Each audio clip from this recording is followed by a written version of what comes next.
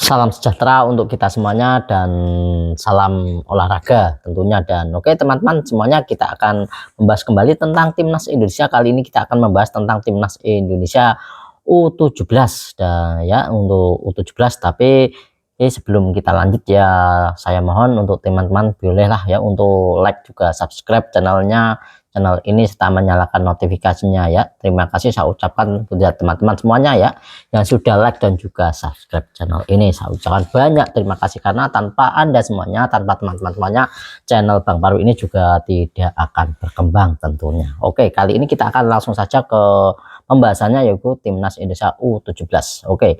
Oke, memang timnas Indonesia U17 kemarin memang sudah menang ataupun memberikan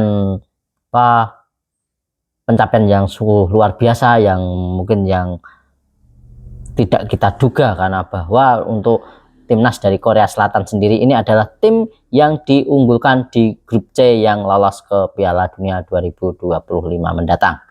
Nah, di sini ya, yang U17 2025 ya.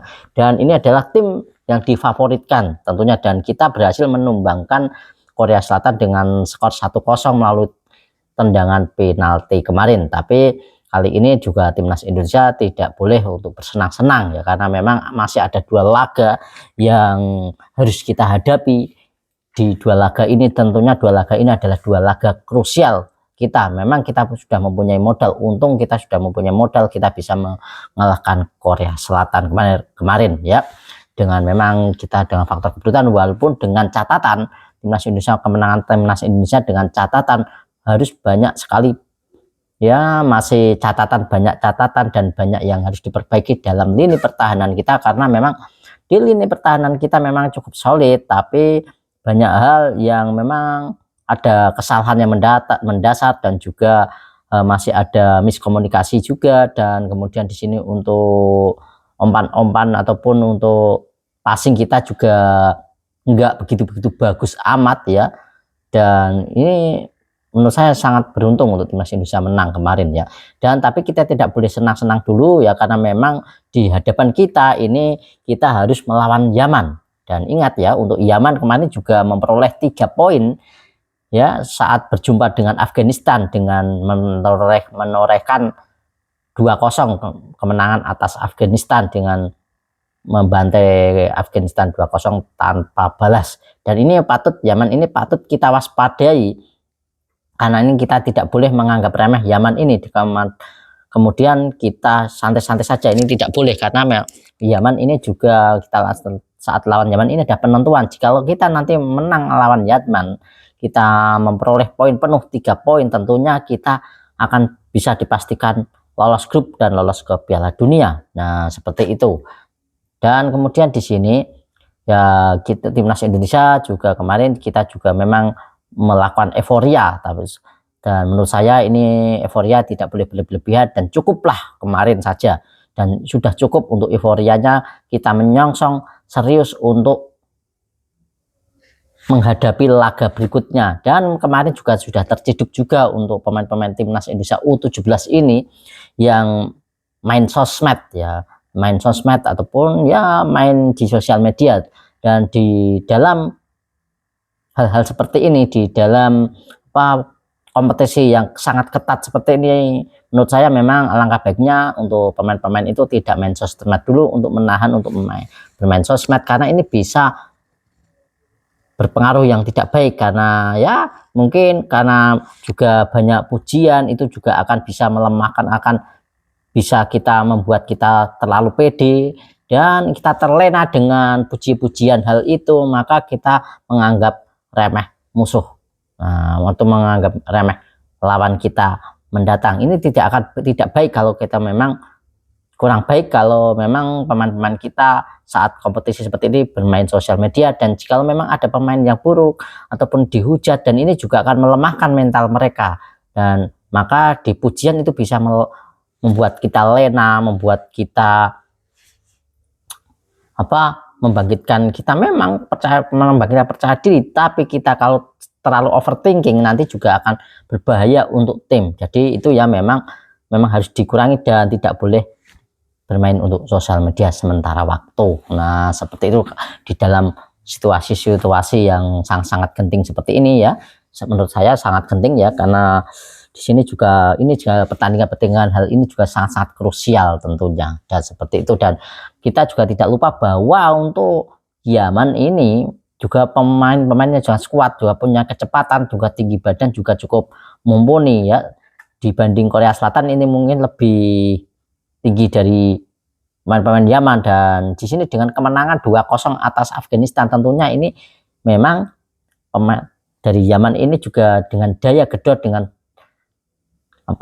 produktivitas gol ini dengan 2-0 ini tidak bisa kita anggap remeh ya, seperti itu. Dan memang apalagi kemarin dengan kondisi kita untuk pemain-pemain kita, dengan kondisi pemain-pemain kita yang passing-passingnya tidak begitu baik, masih ada kesalahan passing, masih ada miskomunikasi ya, dan juga head to head kita juga kalah dalam bola-bola atas sih, juga kalah. Masih banyak PR-PR yang harus kita kerjakan di bagian timnas Indonesia U17 ini. Jadi kita tidak boleh meremehkan lawan kita ya, karena memang walaupun, karena menurut saya kemarin itu menang itu ya kita beruntung, keberuntungan, karena memang